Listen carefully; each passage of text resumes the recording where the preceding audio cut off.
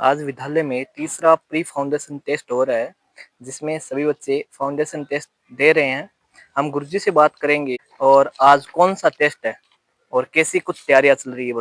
अभी तक 2 टेस्ट हो चुके हैं और तीसरा आज है।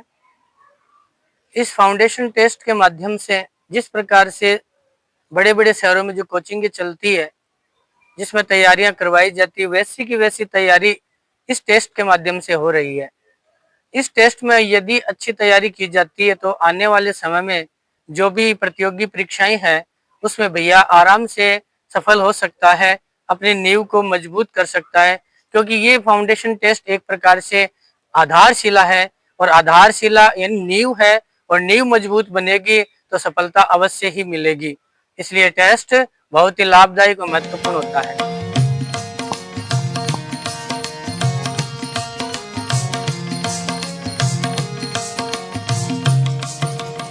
ऐसा देश हमारा जिसकी माटी पूजी जाती है, ऐसा देश हमारा जिसकी माटी पूजी जाती है। आंगन में गौरैया जिसके गीत खुशी के गाती है, आंगन में गौरैया जिसके गीत खुशी के गाती है। ऐसा देश हमारा जिसकी माटी पूजी जाती है, ऐसा देश हमारा जिसकी माटी पूजी जाती है।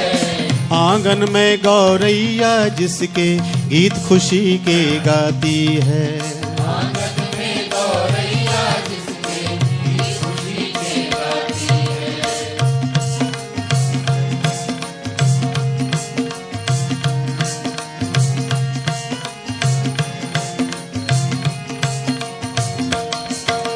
बच्चा बच्चा कृष्ण यहाँ पर राधा एक एक वाला है, बच्चा बच्चा कृष्ण यहाँ पर राधा एक एक वाला है। सारे भूमंडल में इसका अपना रूप निराला है, सारे भूमंडल में इसका अपना रूप निराला है। सारे भूमंडल में इसका अपना रूप निराला है, सारे भूमंडल में इसका अपना रूप। प्री फाउंडेशन टेस्ट दिए हैं, इससे आपका क्या कुछ विकास हो रहा है, इससे आपको आगे भविष्य में क्या लाभ मिलेगा।